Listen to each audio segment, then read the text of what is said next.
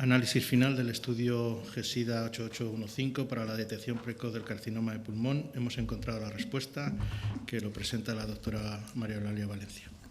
Bueno, buenas tardes. Me acabo de dar cuenta que me ha faltado la última interrogación.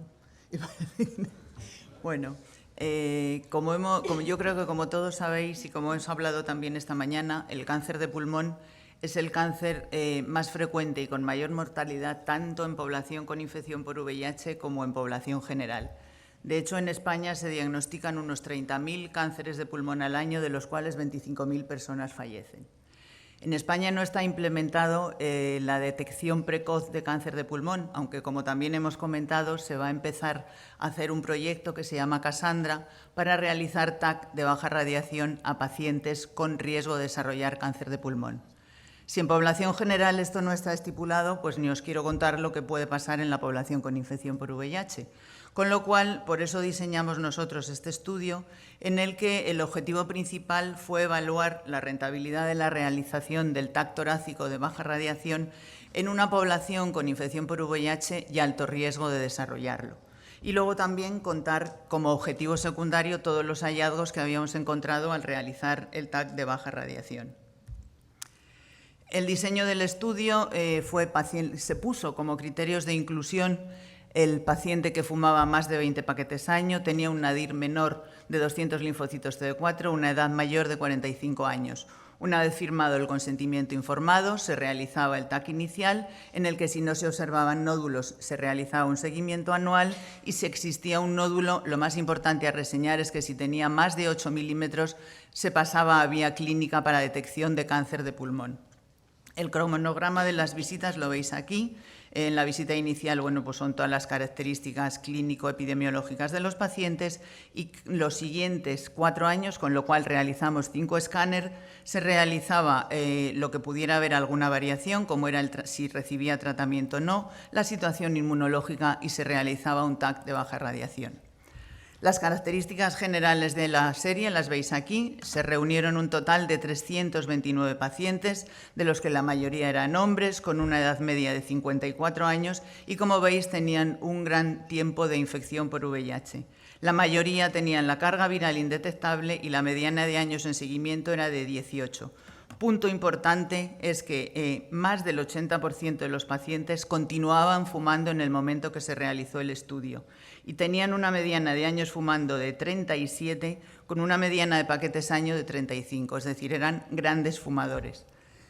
No voy a explicaros toda la tabla porque no nos daría tiempo, lo único ver que la visita de inicio la hicieron 329 pacientes, como veis, a lo largo del seguimiento cayó profundamente el número de pacientes que realizaron el seguimiento y si cayó el número de visitas, fijaros cómo cayó el número de TAC realizados. Es decir, hay poca adherencia a la realización de las pruebas. Es menor que la población sin infección por VIH, pese a que tienen mucho más riesgo que ella. Se diagnosticaron 9 cánceres de pulmón, veis que 4 en la visita del primer año, 2 en la del segundo, 1 en el tercero y 2 en la visita del cuarto año. Hicimos un estudio de ver si existía alguna diferencia entre los pacientes que habían desarrollado cáncer del pulmón y los que no, y no existieron diferencias significativas en ninguno de ellos. Simplemente reseñar que, 2 de los pacientes con cáncer de pulmón fallecieron pese a haberse realizado el diagnóstico estando asintomáticos. Bien, es verdad que no todos fueron en estadio precoz, aunque sí la mayoría. Y en el otro grupo fallecieron 16 pacientes. Punto importante, los pacientes que eran fumadores activos, que como os he dicho eran más del 80%, vemos que el hecho de meterles en el protocolo hizo que dejaran de fumar al final un 14%, realizaron abstención total del hábito tabáquico y 27% disminuyeron el número de cigarrillos. El fallecimiento fue fundamentalmente por neoplasia diferente a cáncer de pulmón, además de los 2 pacientes que fallecieron de cáncer de pulmón. Como conclusión, el diseño del presente estudio no permite definir la utilidad real de la estrategia. No quiere decir que la estrategia no sea útil, que lo es. Creo que pusimos el límite de los 200 CD4 de nadir, no tiene utilidad ponerlo, es mucho más importante el hábito tabáquico que la situación inmunitaria. Y luego pusimos también 45 años y los diagnósticos se están empezando a hacer a partir de los 50. Es muy frecuente el diagnóstico de otras patologías torácicas y yo creo que incluir a los pacientes en un protocolo de detección precoz de cáncer de pulmón puede ser un aliciente para dejar de fumar. Gracias a todos los compañeros que no aparecen en el listado de autores y, por supuesto, a los pacientes, que sí es difícil que tengan adherencia al tratamiento, aunque hoy en día es bastante mejor, pero es mucho más difícil el que tengan adherencia a una prueba que condiciona una situación de colaborar más, tienen que venir al hospital, les pueden hacer esperar, recitar, volver a citar y más habiendo estado en medio la pandemia. Y luego nada más, no sé si os habréis fijado, pero de los autores del póster, esto es el póster del Inserso, porque 3 personas ya están jubiladas, con lo cual, pues ha sido un trabajo de muchos años y yo creo agradecérselo a ellos también. Muchas gracias.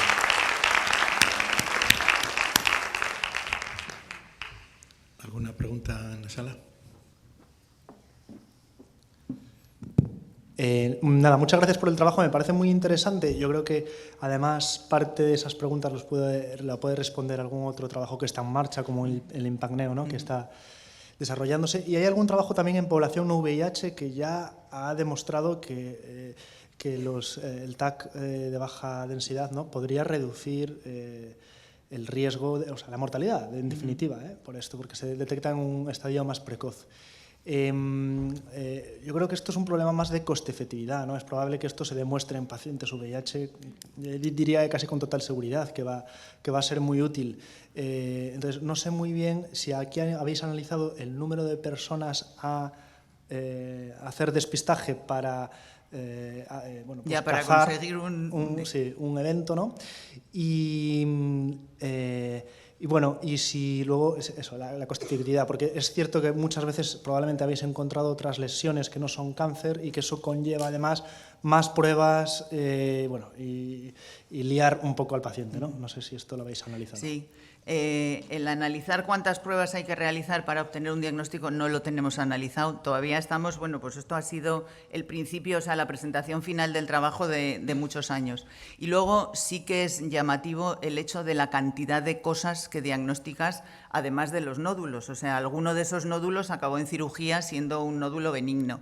Los pacientes a los que... Hombre, hay cosas que pueden estar bien. Por ejemplo, las calcificaciones coronarias, aunque esta técnica no va para detectar calcificación coronaria, si tú tienes en un paciente calcificación coronaria, tiendes a insistir en los factores de riesgo cardiovascular. Y luego alguno también, pues se han intensificado las medidas frente al EPOC, que yo creo que es una enfermedad no desconocida, que la tenemos un poco olvidada y que, como grandes fumadores tenemos gran número de pacientes con EPOC. Entonces, yo creo que efectivamente el estudio Impacneo a lo mejor nos contesta más, pero yo soy firme defensora de que esto hay que hacerlo. El cómo implementarlo es difícil, porque claro, el decir, detección precoz de cáncer de mama en mujeres de determinada edad, es muy fácil seleccionar la población en estudio. Aquí no es tan fácil. Y luego sí es verdad que en la población con infección por VIH se ve claramente que la adherencia a cualquier tipo de prueba que les condicione, digamos, darles más la lata, tienen una adherencia menor que la población general, aunque su riesgo sea mayor. Y luego estoy de acuerdo que en el tema de los CD4 quizás habría que quitarlo porque no aportáis, claro, y puedes meter a muchos más pacientes que se beneficiarían probablemente. Efectivamente, porque esto es así, pero hemos diagnosticado otros cánceres de pulmón en pacientes que tenían más de 200 CD4 y su riesgo era fumar. O sea que yo creo que hay que olvidarse de los factores de riesgo del VIH, que los pacientes los tenemos bien, con buenos CD4 y carga indetectable. Muy bien, muchas gracias. Gracias.